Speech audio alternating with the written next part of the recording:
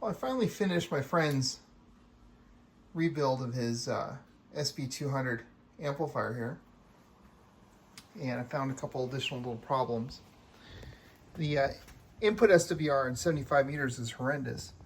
It turns out this input tuning circuit on 75 meters, this should be a 470 microfarad cap, a little silver mica, and the one I pulled out of it was only about 175 picofarad.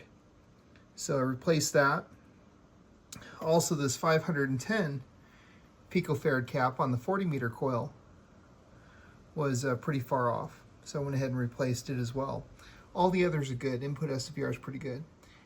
Input SWR now on 75 meters is quite good, about 1.2 to 1. And then I found somebody had added an extra 100 picofarad loading cap, which I took out. And now we just have a standard 500 picofarad cap that's switched in on 75 meters. And let's turn it on and move this around here a little bit.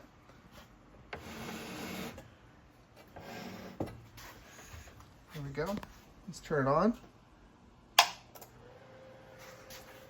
I have it tuned up on 75 meters right now. And let's see, what do I have the radio set to? About 95 watts drive. Go CW. That's unfortunately I only have a 2.5 kilowatt slug, so we'll see what it does here. Take it off of peak.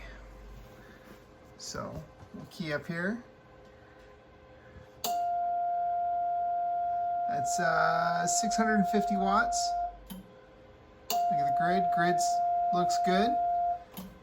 Look at the plate. Good. Less than 500 mils. Let's go ahead and turn it up to 100 watts for the heck of it. 100 watts drive. CW carry 700 watts on the bird. And looks like plates just under 500 mils. Let's make sure. Gridless still looks good. And so 700 watts CW. Does the same on 40 and 20. Slightly less on 15 and 10, but still in the 650 watt range. So it's done. Finally done.